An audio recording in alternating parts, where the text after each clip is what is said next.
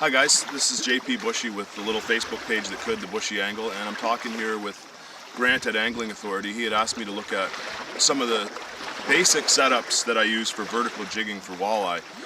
It's early September, we've been on some really nice fish lately, and some of the simplest things in life are the easiest to overlook, and the deep water jigging setup that we use by day is very simple, but a lot of little key critical details that make it what it is, and we've been getting some really big fish doing it.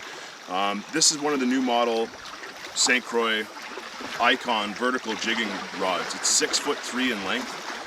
A very, almost like an ice fishing rod. Very sensitive tip, but because it's so short and powerful, you're jigging right near the sonar cone at the front of the boat. Everything you're seeing and marking, you're getting feedback from in real time. And you got a good straight up and down jigging motion and a great straight up and down hook set with a little powerful rod like this, basically like an ice fishing rod out of a boat. What really makes the system go is no stretch, high visibility braided line. This is the new Maxima Braid that came out at Eyecon about a month ago, and I'm using it right now for the first couple of weekends here, and I'm loving it. It's awesome. This is 20-pound test, slices the water like a knife, and that's critical. We tend to jig when it's fairly calm out, but when you do get into deep water situations, a little bit of chop, a little bit of wind, sometimes current, having a line that's going to let you stay straight up and down with great feel and control, easy to see, is absolutely critical. That's probably the most important part of the setup.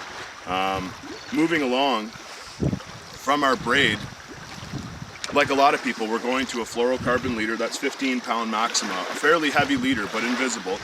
And our connection there, I don't know if you can see that.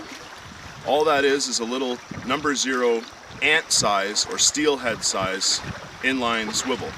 And you can put a lot more pressure on that than you can back-to-back uni knots or back-to-back loop knots or any type of braid to fluoro connection.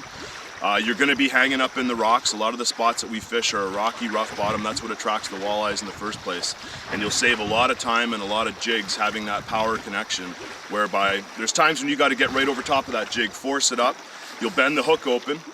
You'll get all your rigging back, bring her back in the boat, bend the hook back, put the stone on it, file it, and get back in business. The leader is about 5 feet long, and down on the bottom, you can get as creative or as basic as you want. You can see that jig head. There's a lot of wear and tear on that. It's chipped up. I only been using that a couple hours today. But that's about a 5/8 ounce, just standard ball head jig. And this summer, the hot color has been natural. Those fish are eating a lot of insects right now, a lot of gobies, a lot of perch, mud minnows, darters. They're spitting up all kinds of stuff near the boat. And that's just a little 3.5-inch sort of brown pumpkin Mr. Twister meanie twister grub. Anyways, simple setup, very basic, but something that's very tailored to fishing down 20, 25, 30, 35 feet of water and pulling up fish. You'll see some photos later, you know, in that 8 to 10 pound range. So give that a try. Stick with the braided line and a short, powerful rod, your favorite jig, and you'll be able to pull them out of deep water too.